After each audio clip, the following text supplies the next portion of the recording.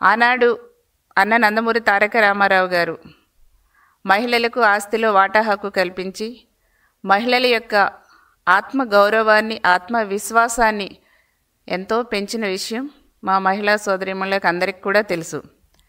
తర్వాత గౌరవ ముఖ్యమంత్రి వర్యులు శ్రీ నారా చంద్రబాబు నాయుడు గారు డ్వాక్రా అనే విత్తనం వేసి ఒక మహావృక్షంలాగా తయారు చేసి ఆ డ్వాక్రా అనే మహావృక్షం కింద 1 కోటి మంది పైచిలకు మహిళలు ఈ రోజున హ్యాపీగా వాళ్ళ కాళ్ళ మీద వాళ్ళు నిలబడి కుటుంబానికి ఆసరాగా ఉంటున్నారంటే దాని యొక్క క్రెడిట్ గౌరవ ముఖ్యమంత్రి చంద్రబాబు నాయుడు గారిది.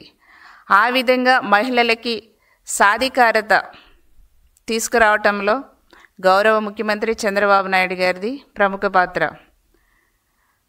అదేవిధంగా మరి గౌరవ యువ నాయకులు ఐటీ శాఖ మార్చులు శ్రీ నారా లోకేష్ బాబు గారి యొక్క ఆలోచనలో నుంచి నా తెలుగు కుటుంబం అందులో నుంచి వచ్చిందే స్త్రీ శక్తి పథకం. ఈ స్త్రీ శక్తి పథకం మరి ఈ రోజున ఆగస్టు 15వ తారీఖున నిన్న రాష్ట్ర వ్యాప్తంగా గౌరవ ముఖ్యమంత్రి వర్యులు శ్రీ నారా చంద్రబాబు నాయుడు గారు, గౌరవ లోకేష్ బాబు గారు, గౌరవ పవన్ కళ్యాణ్ గారి చేతుల మీదుగా రాష్ట్ర వ్యాప్తంగా చాలా చాలా అట్టహాసంగా స్టార్ట్ అయిన విషయాన్ని కూడా ప్రజలందరికీ కూడా చూశారు, తెలియచేస్తున్నాం. ఈ స్త్రీ శక్తి పథకం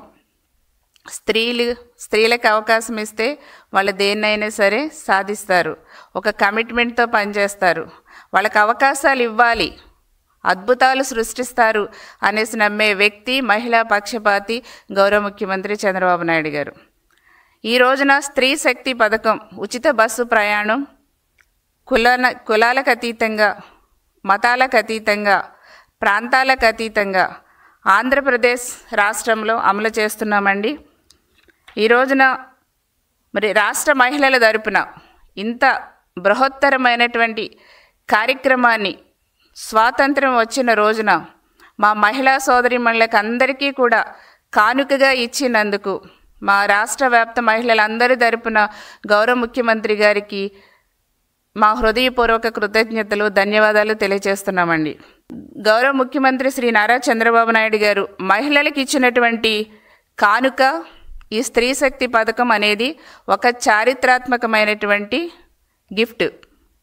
ఒక రాఖీ పండుగని అక్కా తమ్ముళ్ళు, అన్నా చెల్లెళ్ళు ఎంత పవిత్రంగా భావిస్తారో, ఎంత సంతోషంగా గుర్తుపెట్టుకుంటారో, ఈ స్త్రీ శక్తి పథకం ఉచిత బస్సు ప్రయాణాన్ని కూడా మా మహిళలందరూ కూడా చిరస్థాయిగా అలాగే గుర్తుపెట్టుకుని గుండెల్లో పెట్టుకుంటారని కూడా నేను గౌరవ సీఎం గారికి తెలియజేస్తున్నాం. ఇంత మంచి కార్యక్రమం ప్రజలందరూ కూడా నిన్న ఎంత సంతోషంగా ఫీల్ అయ్యారంటే చాలా చాలా అసలు ఎలాగ చంద్రబాబు నాయుడు గారి యొక్క మేము రుణం తీర్చుకోవాలి అని చాలా చాలా సంతోషంగా నిన్న అందరూ కూడా ఒక పండగ వాతావరణంలో అందరూ కూడా చాలా హ్యాపీగా ఫీల్ అయ్యారు.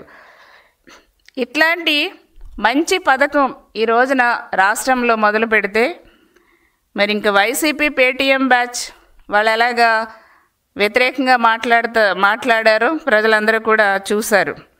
ఇంత మంచి పథకాన్ని కూడా వాళ్ళు వక్రీకరిస్తున్నారంటే ఇంక వాళ్ళని ఏమనాలో ఇంక ప్రజలకే వదిలేస్తున్నాం. తప్పుడు ప్రచారాలు చేస్తున్నారు వైసీపీ వాళ్ళు, దీన్ని తీవ్రంగా ఖండిస్తున్నాం.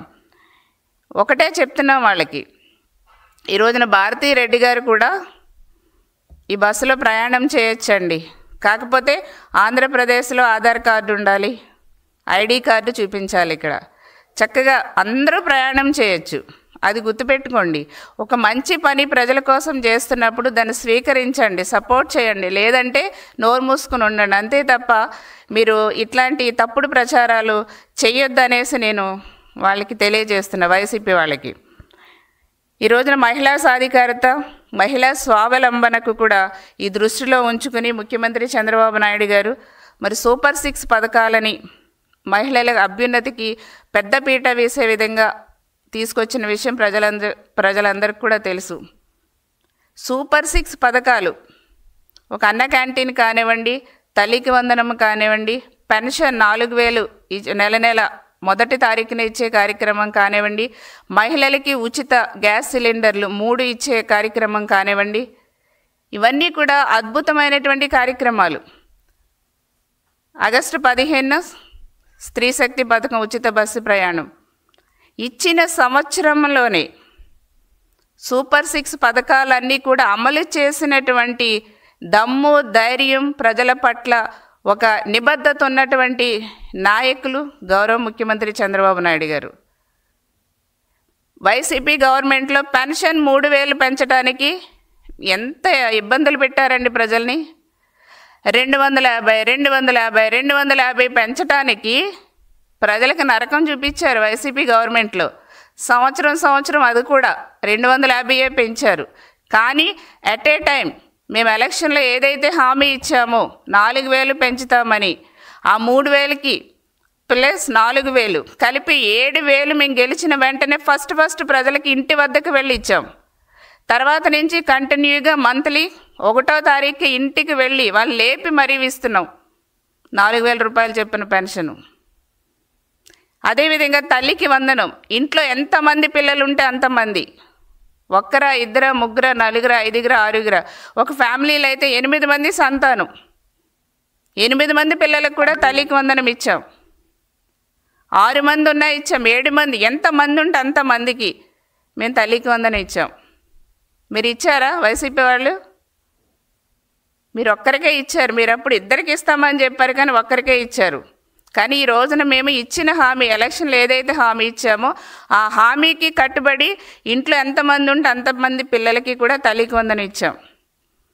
మేము సూపర్ 6 హామీలన్నీ కూడా 1 by 1 అన్నీ కూడా అమలు చేసేసాం 1 ఇయర్లోనే. ఇంకా 4 సంవత్సరాలు ఉంది. మేము ఇచ్చిన హామీలే కాకుండా ఇవ్వని హామీలు చాలా చేస్తున్నాం. అమరావతి కంప్లీట్ చేస్తాం, పోలవరం కంప్లీట్ చేస్తాం, ఇంకా రోడ్లు వేస్తాం. ప్రతి గ్రామాన్ని కూడా P4 ద్వారా అభివృద్ధి చేస్తాం. మీరేం చేశారండి? పెన్షన్ పెంచడానికే 250 పెంచడానికే మీరు నానా తంటాలు పడ్డారు వైసీపీ వాళ్ళు. మీరా మా గురించి, మా కూటమి ప్రభుత్వం గురించి మాట్లాడేది?